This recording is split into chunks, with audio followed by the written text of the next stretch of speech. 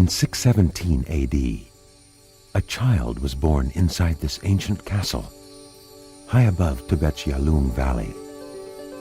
He ascended the throne at age 13. By the age of 23, Suntsang Kampo unified the feuding tribes and became a mighty warrior. Today, the Yalung Valley is a humble rural community. The local farmers grow barley for a living. This seemingly austere and humble facade secretly disguises a glorious past. In 640 AD, this valley was once vividly alive, serving as the cradle for Tibet's unique civilization and for the emergence of a mighty military state. By then, Suntsang Kampo's army had conquered Upper Burma and occupied Nepal. He also sent 200,000 troops, which advanced to China's frontier.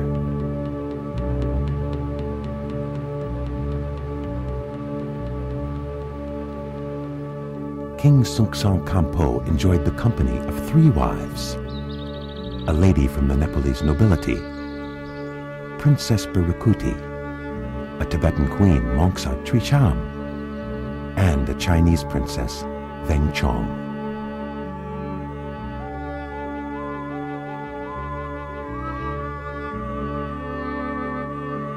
The young king pursued Princess Veng Chong, an adopted daughter of the Chinese emperor Taisong, for some time. In fact, Suntsang Kampo had threatened to wage wars against the Tang dynasty if the emperor refused his request for the princess's hand in marriage. The emperor sent troops to confront his enemy and was defeated. Knowing that the Tang dynasty was under threat, Princess Veng Chong made her life an ultimate sacrifice. Thus, a compromise was made, which consummated a political marriage. It thus forged a kinship between the Emperor of China and the King of Tibet.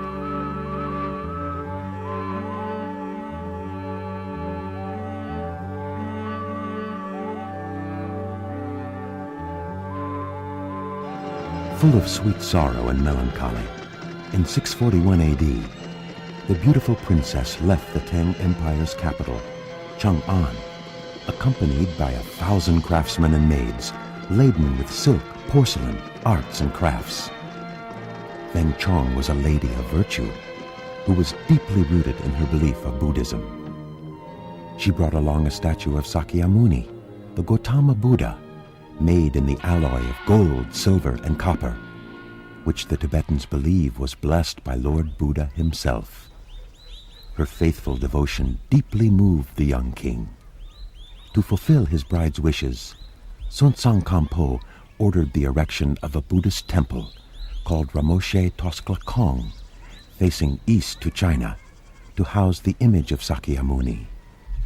The construction of Ramoshe Tosklakong and the image of Sakyamuni planted seeds in Tibet for its Lamaism. A half-millennium later, thousands of such temples and monasteries are dotted across the high peaks and rolling hills all over this land. This small village of Fanpo lies on the outskirts of Zedong County, some 50 miles away from Lhasa, virtually under the shadow of the famous castle Yambulakang. King Suntsang Kampo and his Chinese and Nepalese queens stayed here.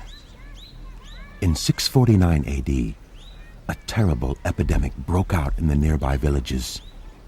A maidservant of the queen caught influenza, a contagious disease, which spread rapidly throughout the king's household. Suntsang Kampo succumbed to the influenza and died here. He was buried in a tomb in Chongas Valley, across a sacred river from here.